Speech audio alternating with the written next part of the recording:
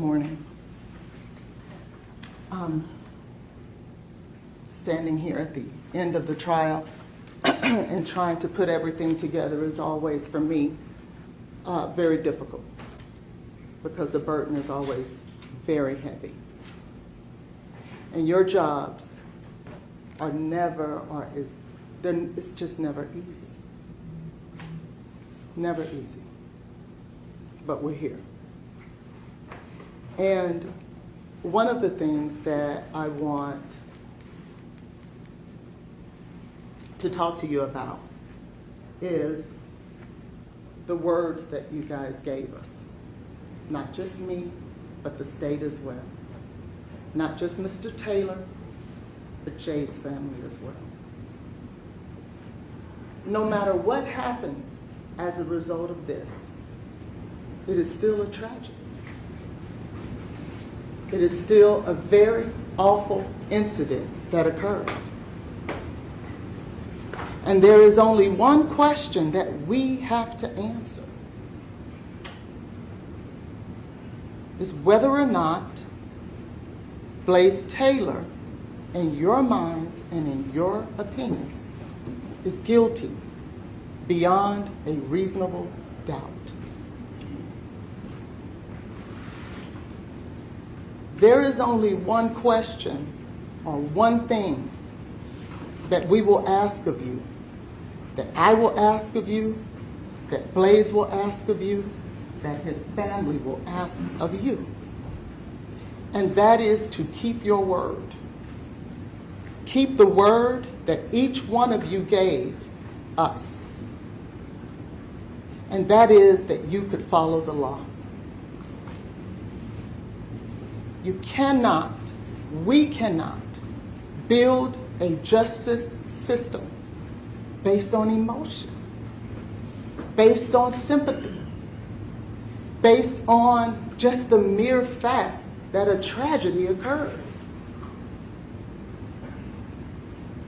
Every time a loved one leaves this earth, it is sad and it is a tragedy. But that in and of itself cannot drive our justice system.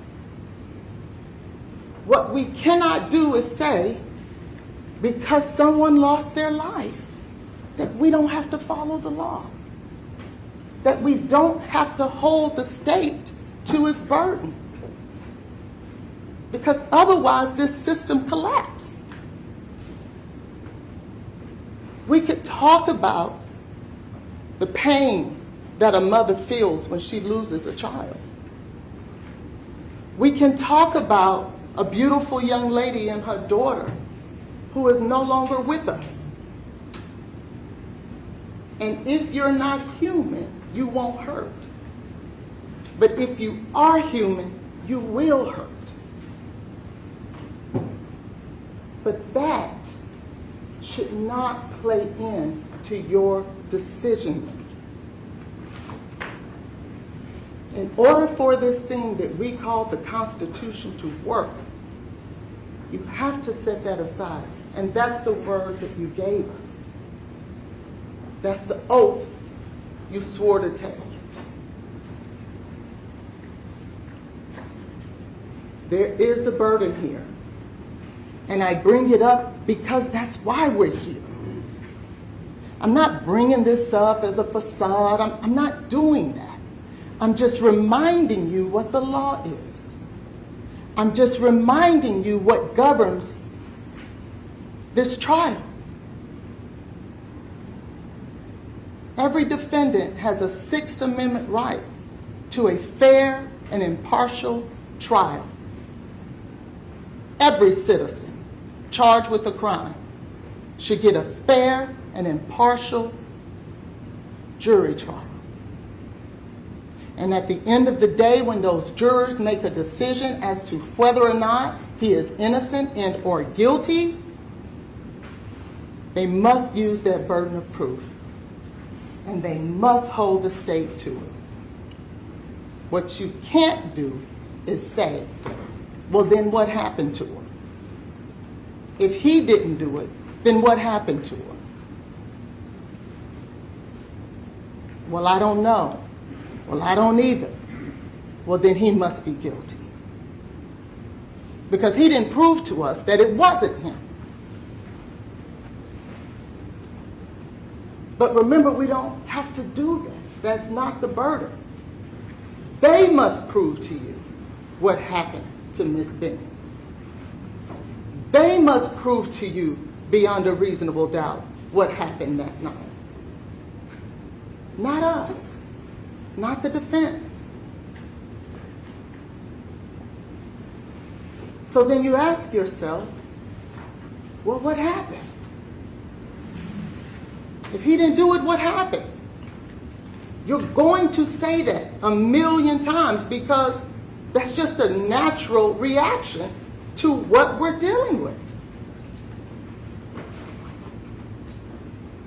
But remember, as you are going along that journey, deliberating back there, going through the evidence, remember, they must prove it to you.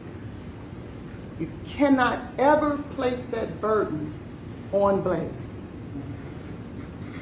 You cannot. The minute you do that, that Sixth Amendment right to a fair trial collapses.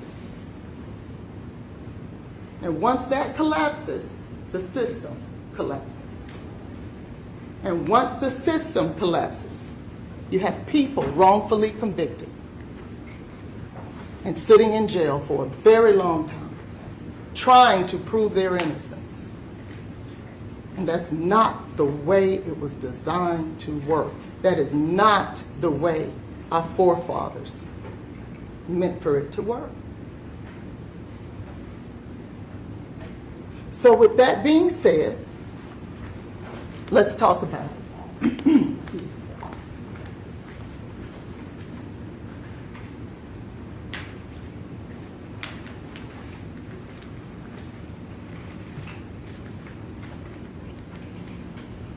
Remember, as we came in here on June 22nd, 2026, we dealt with an official finding of undetermined, the manner of death in this case, by the state's own medical examiner. She had the option to choose homicide. She knew the facts. You heard from Dr. Carney way before you did. And she couldn't figure out what the manner of death was. She landed on undetermined, and she's still on undetermined. Now you're tasked with whether or not you can take it over the hump and move it to murder beyond a reasonable doubt.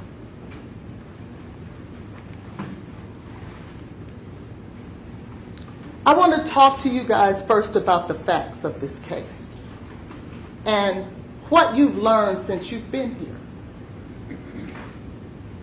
What I don't want you to do as we take this journey is come into this environment and say to yourselves, I want to live in la la land. I want everything to be perfect. Life isn't perfect. And the older you get, the more you learn that. The older you get, the harder it gets. Trust me when I tell you that. And those of us over the age of 50 can tell you about things that we experience in life that are good, that are ugly, things that we've learned along the way. How we treated people in the past, how we interacted with people in the past, how we respond to people in the past, and how we respond to people now. You learn along the way. But what life isn't is a perfect cookie cutter la la land. That's not life. So let's talk about Blaise and Jade. They met on Hinge. They dated for a little while in terms of, I shouldn't say date, they interacted for a little while, but never really met up. And remember, these are young people. They had casual relationships, not just with each other, but with other people too. And it wasn't just Blaise that dated other people. They both dated other people. They were adults. They were consenting. Nobody did anything wrong because everybody agreed that you can date someone else and you could date someone else. We may not want to live our lives that way, but that's the way they chose to live their life. So when you hear the facts about Blaise texting someone else, that was nothing against Jade because she was okay with it. So don't let the state make you think that because he was dating someone else and he texted that other person, that was something nefarious or wrong. It wasn't.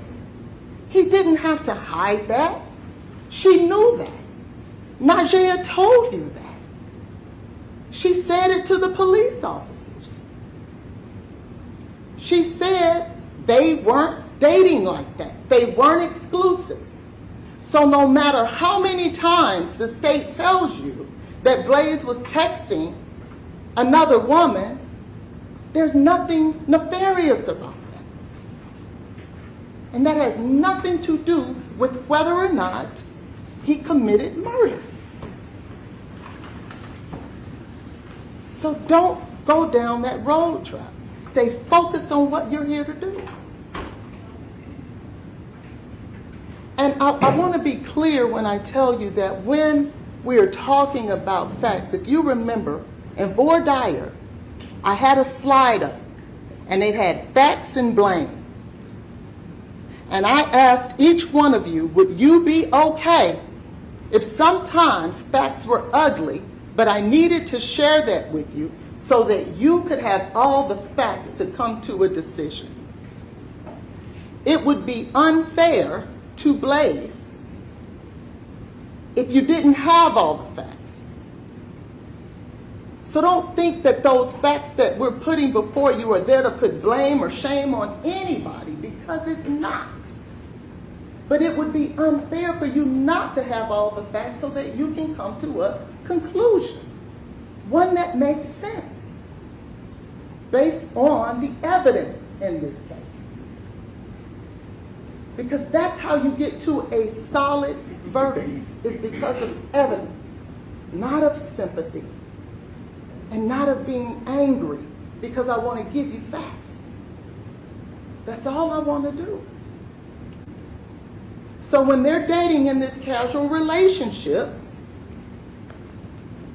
they knew each other for less than 90 days.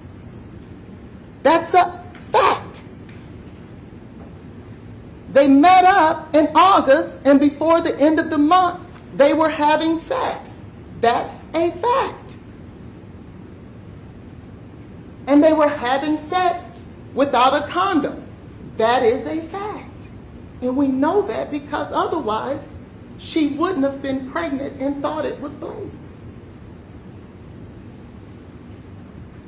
So when she finds out that she's pregnant, she and her best friend are trying to make a decision about who the father was. Because at that time, she wasn't sure. And we talked about that with Najee. And to me, I think that that is a crucial fact for you to consider. Because if she wasn't sure Blaise was the father of the baby, neither was he. So you would then have to believe that he would kill her and that child, not even knowing if it's his or not. That's a fact. And so she tells him she's pregnant. And he's not happy about it. She is. And that's great. There's nothing wrong with that. But Blaise, on the other hand, with only knowing her for 90 days, maybe He's not happy about that. I guarantee you he is not the first human being that in his 20s had a unexpected pregnancy pop up and he's not happy. I guarantee you he is not the only human being who's ever felt that way. And they want you to believe that that's just a horrible fact that would give him motive to kill her and the baby. Most folks in their 20 years, who is in their 20s, who get someone pregnant that they don't know within 90 days, I'm willing to bet at least 50-50, are not happy. That's real life stuff. That's not a nefarious fact. That's just real life stuff. And that's what I'm going to talk to you today about, is real life stuff. Because if you remember, you heard from Nigeria, they were talking about possibly going to Indiana for an abortion. Remember, Nigeria was saying it was 2 weeks, 8 weeks, you better make a decision and make it quick if that's what you want to do.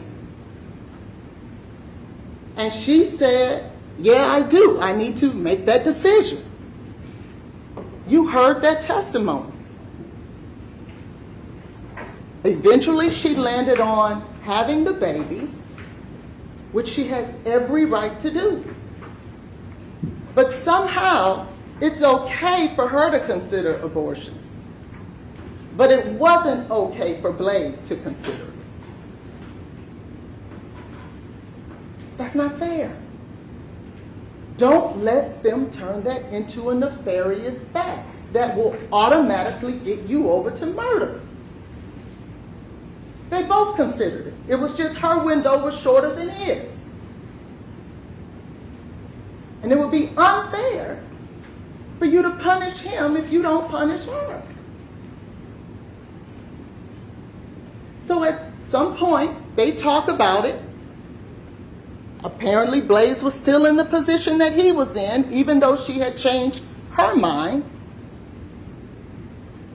And she, with the strength that obviously she has, or had, said, look, I'm not changing my mind. You've made your decision. If you don't want to be part of this baby's life, kick rocks. I'm good. And he said, okay. You don't see after that, because Najee, I asked her those questions. You don't see after that Blaise constantly calling her, trying to convince her to have an abortion, trying to manipulate her into having an abortion, blowing up her phone, smoothing her out. Because if ultimately his plan was going to be to try to kill the baby, it would have made way more sense to do it up front than wait till she's almost 6 months pregnant. Why would you wait until somebody gets 6 months pregnant if that was your plan all along? Remember, she came back in contact with her, December 31st. So he's going to drag it out and let that fetus get 2 months bigger?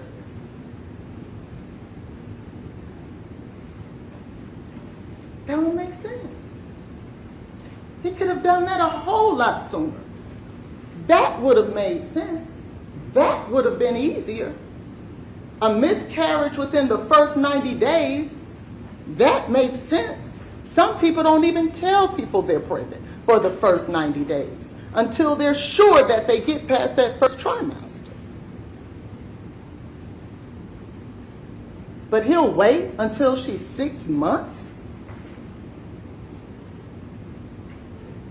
So she makes a decision. She says, you go your way, I'll go mine. And he honors that. He honors her wishes. Now, if he was cooking up and stirring up this evil plan, why wouldn't he start the manipulation right off? Najee told you that she liked him. She wanted to be with him. So it would have been easy for him to do that. But he didn't. And I think that's a very important fact. Because if you remember that text message that they read, to you,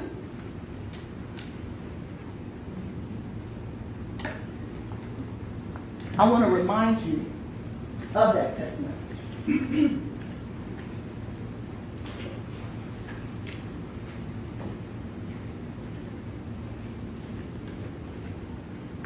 This is Jade. Remember, they read this to you. Next time I'm tagging along for the adventure. LOL. Blaise says, LOL, okay. That's if you want, of course. This is Jade. LOL. He says, gotta still have a job first. And second, you probably ain't doing much traveling for a while anymore.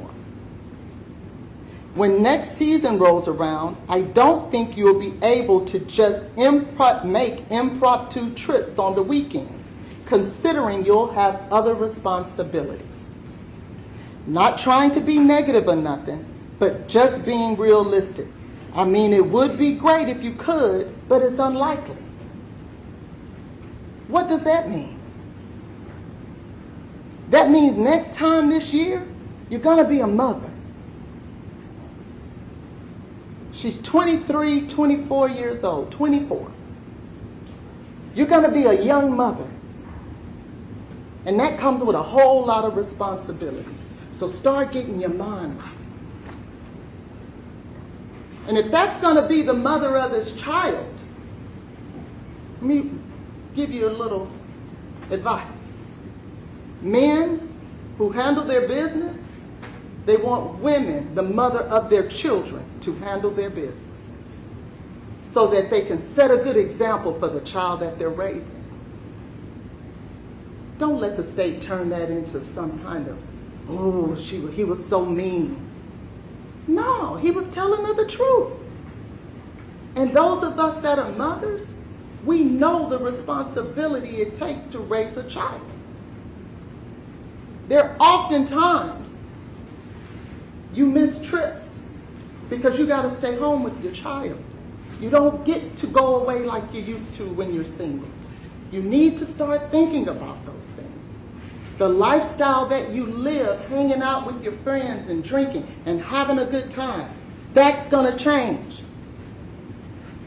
And that's what he's telling her. Not to be mean, but to be real. What's wrong with that? Then he goes on to say, or she says, LOL, okay, didn't mean to make it all serious, but yes, responsibilities will be different, but living life will still be happening as well, just living differently. And I understand the realistic thinking of it as well. It's part of the big change, she says. And he says, yeah, especially for you. I remember getting pregnant. And my mother said something I'll never forget. It goes a long way. She said, honey, that's going to be your baby. Because it's nothing like a mother with their child. Daddies love their children, yes they do. But they don't love them the way the mother does. That mother gets up every morning. That mother got to comb hair. That mother has to get that child out there. And yes, the father should participate as well. But the reality of it is, men don't come close on the daily activities that a mother does with their child. That's real. It's probably something he saw every day with his own mother. And she says, of course, wasn't trying to get into a serious talk for us, sorry. He says, but we don't got to be super serious. I just didn't want to sell false dreams because, yeah, it would be great if you could come on my work trips. But I just feel like it's not realistic from a financial or just a feasible ability to randomly catch a flight and get away for a weekend. We're young, money's already tight,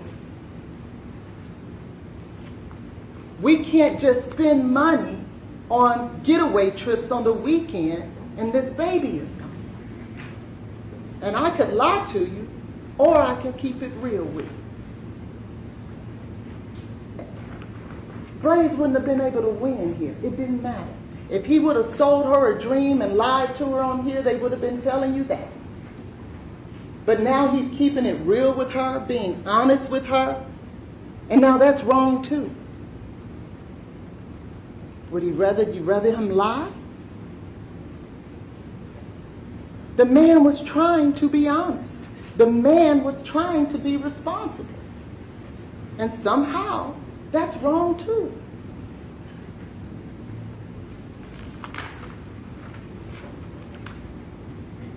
It's no big deal. I know you wasn't meaning it that way, but I just didn't want to be like, oh yeah, I'll bring you on the next one, next year, knowing that it's probably a lie.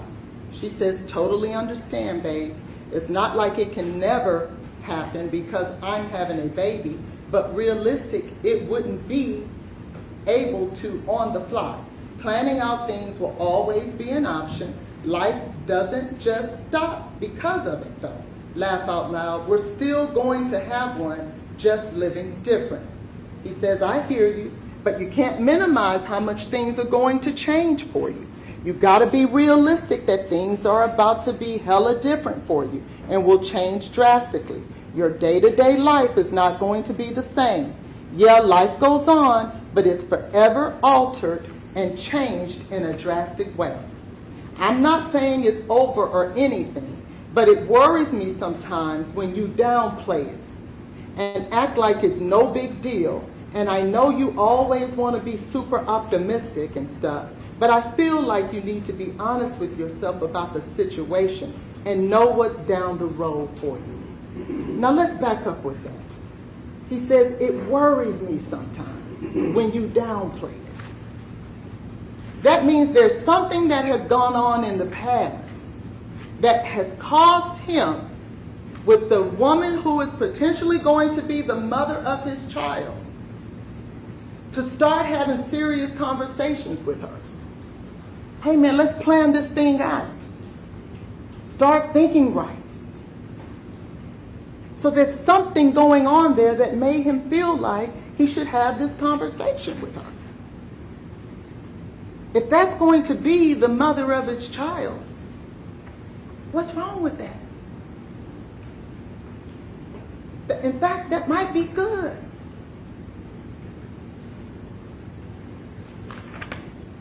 And then he says, I just want to make sure you understand the gravity of the situation and you're preparing for those realities. That's all. She says, I'm not trying to minimize things, and sometimes I can be super optimistic. She's admitting to it about things which can be scary. But I do sit and process that there will be drastic life changes and prepare myself for the tough realities as much as I can that are to come. I'm not just trying to make it seem like everything is going to be all peaches and cream.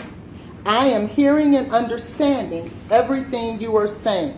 He liked it. And then he says, hey, what time are you going to work? She says around 3. So she wasn't upset about the conversation.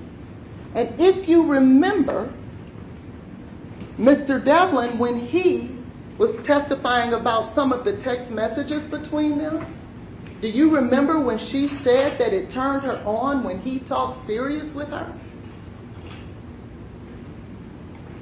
That's what this is. That came out of her mouth. It turns me on when you talk serious to me. Some people like to date people and be with people that motivate them to be their best. People who hold their feet to the fire. Iron sharpens iron. And I always say, I never want to be the smartest person in the room, because how can I get better?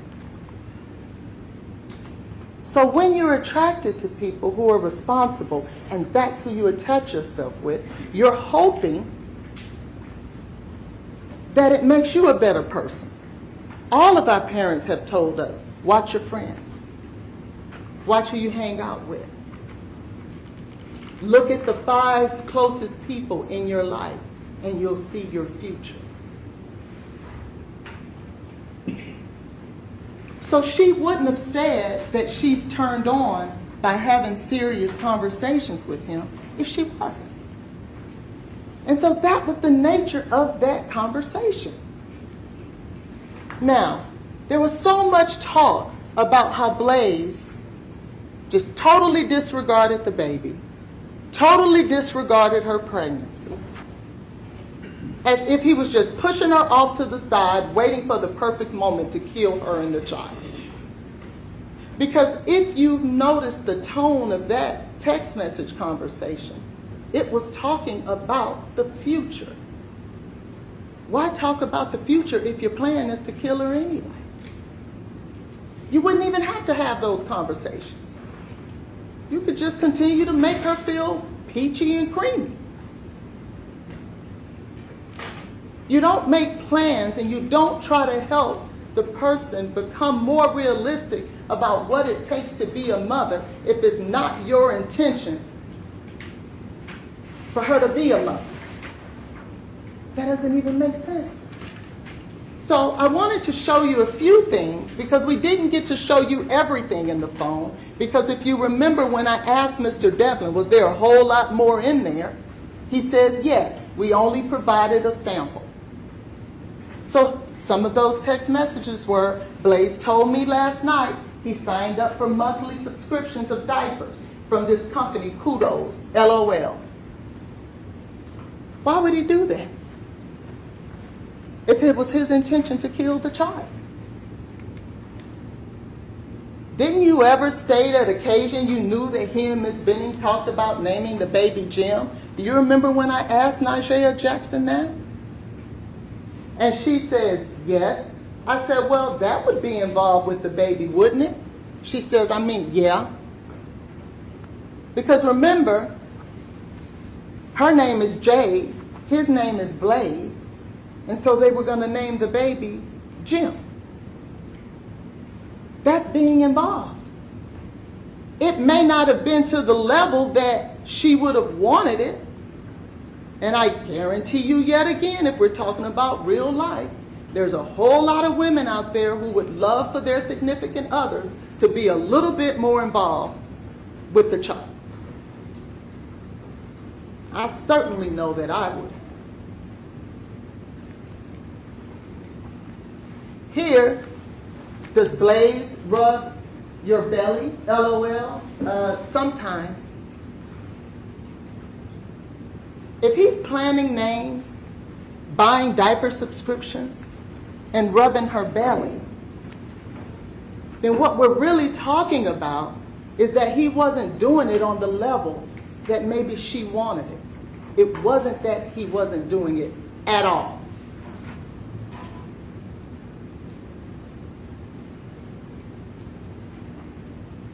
Let's go now to the day in question, because we know how they've met, we know how they dated, we know what the understanding was, we know they both considered abortion at one time, one changed their mind quicker than the other, they got back together, they're having realistic conversations, and remember I told you about before, during, and after. Because no one saw Blaise put cocaine in Jade's drink. Nobody saw that. That's undisputed. Nobody saw Blaise give her alcohol. And we're going to talk about that a little later. Nobody saw that. So what that means is this is a circumstantial case. And in order for you to come to a conclusion that is proper in a circumstantial case, because those are the most dangerous ones, because nobody sees what happened, you have to consider all the surrounding circumstances. Most of the time, the crime is in the cleanup, and I'm sure you've heard that before. So you have your before bucket, your during bucket, and your after.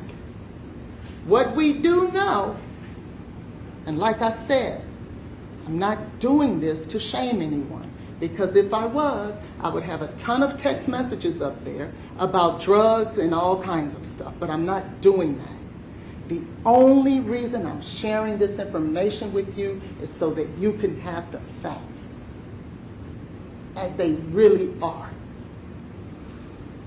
So when we talk about before, there was only one person involved with drugs, and it wasn't Blaise. You didn't hear any evidence of Blaise purchasing cocaine, smoking weed, doing mushrooms, getting drunk, drinking alcohol. In fact, it was the exact opposite. The evidence you heard is that Blaise does not drink and does not do drugs. However, what you did hear is that Jade does drink to the point that she gets drunk, and she does drugs. So that's before. Remember, this is circumstantial, so you consider all the facts surrounding it. Jade invites Blaise over. This is important because Blaise didn't know that Jade was going to invite him over that day. He had just seen her the day before. Remember, they had gone to the Waffle House. So there were 2 days before that he was with her, that he could have pulled off the elaborate plan, but he didn't. And so spontaneously, she invites him over again. This is the 3rd day in a row now.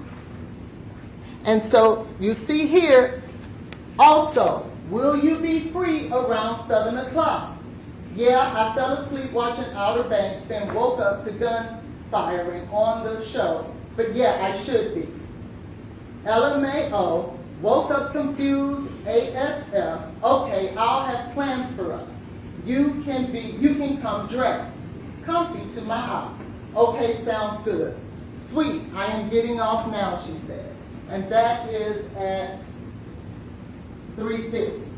And he says, how was work? So now this spontaneous plan is 3:50. He has 3 hours to cook up the elaborate plan to kill her. Because remember, he didn't know she was going to ask him to come over that day. So he comes over. When he comes over, it's 7 o'clock. He's there, and then Nigea and Keontae shows up. He didn't know that, right? Now, if all the while it was his plan to kill her that night, you would think that once Keontae and Nigea showed up, if he had any kind of sense, he'll abort the plan. But no, he's brazen. Even though her best friend came over, saw him in the apartment alone with her, almost 6 months pregnant, 25 weeks, I believe the autopsy said. He decides, I'm going to go ahead with the plan and kill her anyway. I know they saw me in here. Doesn't matter. I'm going to do it anyway. And so they eat. Nigea and Keontae, they come, they talk, they interact. He invites them to stay. He invites them to stay. Why would you invite them to stay if it's your plan to kill her? So you can have witnesses? No. So they stay, they talk, he's shuffling Uno cards because the murderer who doesn't drink or do drugs plays Uno and then kills pregnant women on his downtime. And then they leave, and then they talk and they dance. They take selfies, and then the call comes. It's 9:29. The first call from Nigea. And the reason I wanted to lay this out this way was because there's been so much talk about this elaborate cleanup that he must have done. And I wanted you to see that there was no time for that. Because now we're in the during phase. And so 9:29, Nigeria calls, and that call lasts 6 minutes, 9 seconds. That takes us to 9:35 and some change. And I think the interchange between that time and when he calls his father at 9:38 and 12 seconds is about 2 minutes. Now, mind you, Jade is having a medical emergency. All kind of things are going on. She's foaming at the mouth. She's shaking. She sounds like she's snoring. They tell him to get a towel, go wipe her mouth, put her on her side. He's trying to tend to her. But he's being punished for that. And if he wouldn't have tended to her, he would have been punished for that. But even still, as he is calling, or in the call at 9:29, when Nigeria says that she's saying, "You put something in my drink." What did you put in my drink? Do you remember the text message that Nigeria sent as a result of hearing "you put something in my drink"? Are you talking to me? I want everybody to think about your best friend. And your best friend calls you on the phone. I want you to envision that. And you pick up the phone and you say hello. And they tell you, on the other phone you hear, "You're stabbing me. You're shooting me. You're killing me." Are you going to say, "Are you talking to me?" You know they're not talking to you. You're going to say, "What's wrong? What's going on over there? Do I need to come get you? Do I need to call 911? That's a natural response. But instead, you send a text saying, "Are you talking to me?" Remember, nobody else heard exactly what was going on that phone call. Nobody but Nigeria. So let's look at the facts surrounding that. As much as she says that this was the worst thing she's ever heard, her friend was in so much danger, so much distress. It was horrible. It was scary. She knew, because she just left there, she knew that he was in that apartment. She was in that apartment alone with the man who was trying to kill her, according to her. But she doesn't call 911. Instead, she calls Keontae, who only met Jade twice. And apparently he gets on the phone. They're talking. At least he says he could hear her trying to talk. So if she's trying to talk, Dr. Ola Sugar told you she has to be breathing in order to do that. Remember, Keontae actually said he did hear her voice. But even with that, as dire straits as Nigeria explains that it is, he goes out with his buddies anyway. Think about that. If it was as horrible and dangerous, why would this guy put his clothes on and go on out anyway? And then remember, Nigeria, immediately after hanging up, called Jade's mom and shares with her what she heard, what Jade said. And notwithstanding that, Jade's mom sends Blaise a text and says, "Oh, the baby's good, the heartbeat is okay." If it was as serious and people believed Nigeria or believed in the credibility of her, do you think that Jade's mother would text that man and tell him and give him an update about the baby? Are you going to text the man who's just been accused of killing your child and give them an update about the baby? Are you going to do that? There's something not right about it. But that's what happened.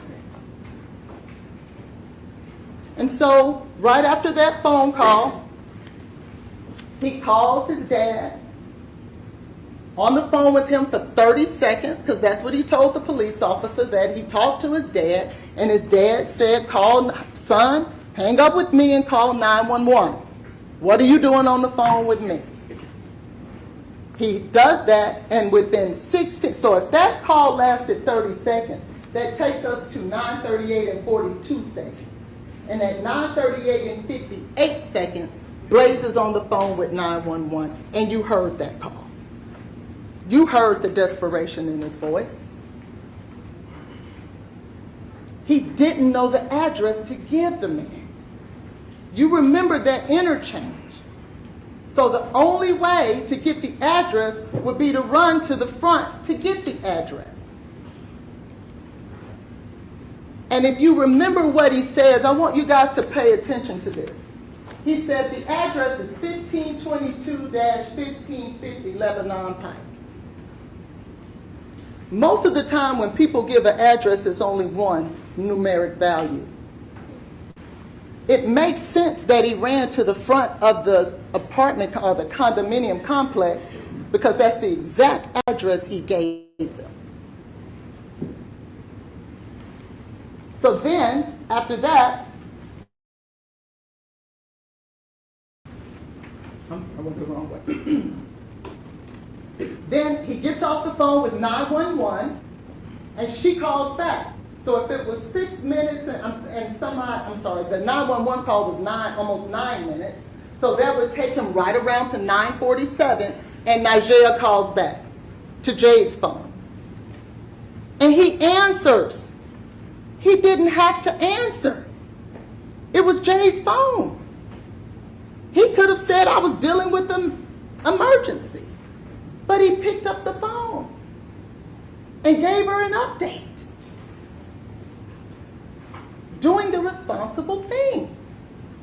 Then after that, that call lasted about 2 minutes, she says. That takes us to around 9:49. EMS arrives at 9:48. If you look at that slip from the EMS, because you'll have the right to look at the evidence, it's going to show you that EMS arrived about 9:48, and you heard him say, I can hear the sirens. I think I can hear the sirens. And then he goes out and runs to get them. Remember, on the call, the man says, put her on her side. So he did that. Then if you remember, as much as she didn't want to, she told you that Blaise ran out to meet them, at least at the door. So perhaps she rolled over while he was gone. We don't know. But nobody's calling 911 and doing all those things to help, only to put her on the side and try to kill her. So by now, EMS is there, so the time for cleanup is gone. Where was all this time for him to clean up? It's not there, because remember, those selfies was less than 60 seconds before the emergency call. The time just isn't there. So that's during. So when we think about during, there was only one person who called 911. Only one. As sick and as dangerous as it was described to be, only one person called 911. Frantic, running to get the address, doing everything that he could do. That's during. Now let's talk about after the investigation. Listen. What's unfair is 3 years later, Blaise is now held responsible to try to prove himself innocent, when one, that's not the law, and two, a lot of the evidence is gone. That's unfair. How can I prove my innocence when Detective Reese said he let the video surveillance camera get erased? How does the lead detective not get that surveillance camera that would have showed Blaise coming and going, Najee and Keontae coming and going. If he really ran to the sign, we would have seen that. If he came there with something in his hand, alcohol and or cocaine, perhaps we would have seen that on the video. If somebody else showed up there that day, perhaps we would have seen that. But they allowed it to get destroyed. Blaise didn't know that. Remember, he didn't get arrested for a year later. If he knew the burden was going to be shifted from what the law was, then maybe he would have done the investigation himself. But he was trusting the police to do the investigation because that's their job. And we know that she met with the drug dealer that day, albeit it was for Mario or whoever it was for. If this is a drug overdose, I really want y'all to think about this. If this is a drug overdose, why wouldn't the police officer go talk to the drug dealer? If it was a financial crime, you chase the money. How in the world, in a drug crime, you don't bother to speak with the dude who sold her drugs that day, whoever it was for, whether she met up with him or not? That's not for us to have to figure out. But he didn't. So now you don't talk to key witnesses. And there were other drug dealers in her phone too. They didn't call any of them. You let the surveillance video get destroyed that possibly could have exonerated him. But we'll never know that. And now he will be punished for it. You let the cup that was supposedly the missing cup, the crime scene investigation team, they didn't see it. It was on the counter. Somehow we missed it. But all along, there was this missing cup that Blaise must have taken because he cleaned up. We already seen there wasn't time to clean up. And he had taken the cup with him. The whole time, Detective Reese had to tell you, we missed the cup. It was there the whole time. Well, perhaps if Blaise knew one day he would be sitting here facing felony murder charges, he'd have had the cup tested himself. But he can't do that now. And he shouldn't have to do that now. Because that's not the law. That was their job. And if it was cocaine in it, they would have known it. But they did take a bunch of glasses. They took all kinds of things from out of their dishwise. And there wasn't anything on it. Anything. And think about this. Remember how they talked about all this cocaine? One thing they cannot get away from is that she had coca-ethylene in her system. They can't get as much as they would love to. They told you first it was coming from vanilla extract. Don't do that. Don't believe that. Or two, because of some of the treatment she got at Vanderbilt. There is no treatment at Vanderbilt that leaves you with coca-ethylene in your system when cocaine and alcohol come together. That means, think about this, that means that he would have had to put cocaine and alcohol in either her water or her lemonade. And the chefs have sensitive palates. They taste food. That's what they do. They'll taste something and they'll tell you what ingredient is in it because they're trained that way. She didn't taste alcohol or cocaine. Neither one of them. And the amount that they're saying that he gave her.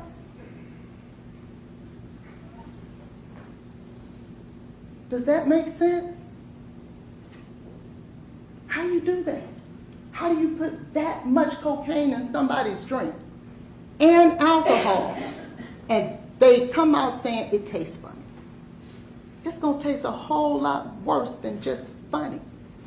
You're not going to keep drinking it. And according to the state, it was so much that it caused this overdose. So she kept drinking cocaine and alcohol, the chef, and never, ever noticed it? No. So then we go to the fact that first, Lauren Weber went to the scene. Now remember, police are all through that hospital now, because they get to the hospital at 10:12. That's going to be on your sheet. Remember, 5. So that's over an hour or so later. You got Officer Fish, Officer Pfeiffer, Detective Martin. You have all these officers who are now interviewing Najee, interviewing Blaise. And Najee knew it, and I guarantee you, Ms. Burks knew it, Ms. Franklin knew it, and Lauren Weber knew it. And we know they knew it because Officer Fish told you that Ms. Burks was on the phone when she was talking to Ms. Browning. And she said that they told them the detectives are coming that night. But Lauren Weber remembers the significant other of Mario, the one who asked her to go get drugs that day. The first person in there is Lauren Weber. And she said, don't get lost on it, she said, all I did, I didn't touch anything. I grabbed the keys, blew out a candle, and left. But Officer Reese told you that she said she removed belongings too, and that she looked all throughout it. You can't do both. One of them is not true. Either you went in and grabbed keys and just left, or you went in there and grabbed belongings and looked all throughout it. And if you did that, why lie about it? Just say what it is. Unless you had something to hide, or unless you went to get something. Then notwithstanding that, now you have detectives on the scene. And Officer Fish told you that she told Ms. Burks and Ms. Browning, this scene is on lock. Nobody in, nobody out. But the truth is, nobody should have had to tell you that. Because if he did it and you think he did it, you want to leave that scene just the way it is. Because he may have made a mistake. And I want those officers to be able to catch that mistake. I don't want to touch it. Jade doesn't need to go back there that night. She's in the hospital. We're going to lock this thing down because we're going to catch him. I know he would have made a mistake. They went in there and they removed evidence. And they manipulated evidence by moving it from here to here. Why would you do that? And they said, oh, well, the officer gave us permission. And then you remember Detective Martin getting on the stand? And then he said, oh, I may have given them permission. And Mr. Joyner said, well, didn't you send me an email yesterday saying that you didn't? What changed? Oh, well, this morning when I got here, things changed. Okay. Don't allow that to happen. That's not right. Because what detective would tell a woman and 3 young girls, y'all go do the investigating for me, let me know when you're done and what you come up with? That doesn't happen. That doesn't happen. And then you have the only other eyewitness, the only other person in that house. He should be just as important as Najee. All right, Ms. Hollins, you need to be wrapping up your argument. And Detective Reese, yes, sir. Detective Reese said, I like to bring people in to talk. But I didn't bother to have Keontae came down. I just called him on the phone. And Keontae wouldn't tell you the truth about his theft conviction. And he told you, because he didn't talk to anybody there that night, even though he went there. Why not? He said they didn't have security. There it is right there. Why didn't he talk? I don't have a lot of time left, so I'm going to go through it quickly. You don't have any time left. May I have 5 minutes? Yes, sir. You got a minute. I've given you the investigation. That's the towel he took. I got 60 seconds. I'm going to do my best. That's the towel he took. That's where he got it from.